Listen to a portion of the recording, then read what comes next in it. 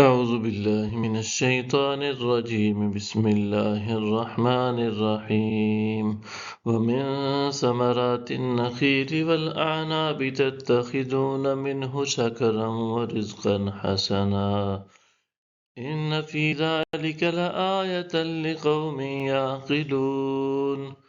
اور کھجور اور انگور کے پھلوں سے تم شکر اور دیگر عمدہ غذائیں بناتے ہو، بے شک اس میں اہل عقل کے لیے نشانی ہے۔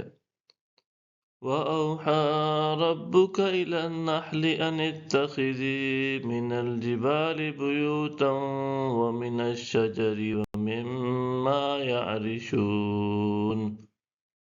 اور آپ کے رب نے شہد کی مکھی کے دل میں خیال ڈال دیا کہ تو بعض پہاڑوں میں اپنے گھر بنا اور بعض درختوں میں اور بعض چھپروں میں بھی جنہیں لوگ اونچا بناتے ہیں۔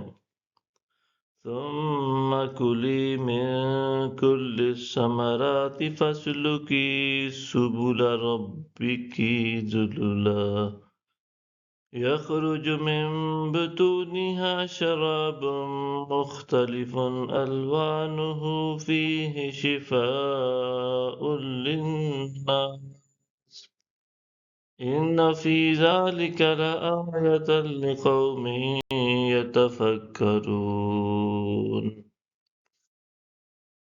پس تو ہر قسم کے پھلوں سے رس چوسا کر پھر اپنے رب کے سمجھائے ہوئے راستوں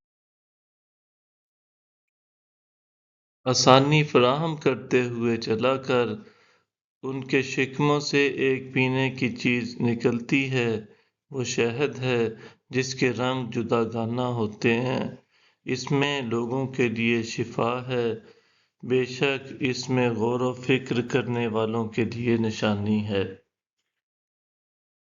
وَاللَّهُ خَلَقَكُمْ ثُمَّ يَتَوَفَّاكُمْ وَمِنكُم مَّن يُرَدُّ إِلَىٰ أَرْذَلِ الْعُمُرِ لِكَيْ لَا يَعْلَمَ بَعْدَ عِلْمٍ شَيْئًا إِنَّ اللَّهَ عَلِيمٌ قَدِيرٌ۔ اور اللہ نے تمہیں پیدا فرمایا ہے، پھر وہ تمہیں وفات دیتا ہے، اور تم میں سے کسی کو ناقص ترین عمر یعنی بڑھاپا کی طرف پھیر دیا جاتا ہے، تاکہ زندگی میں بہت کچھ جان لینے کے بعد اب کچھ بھی نہ جانے۔ بے شک اللہ خوب جاننے والا، بڑی قدرت والا ہے۔ صدق اللہ العظیم۔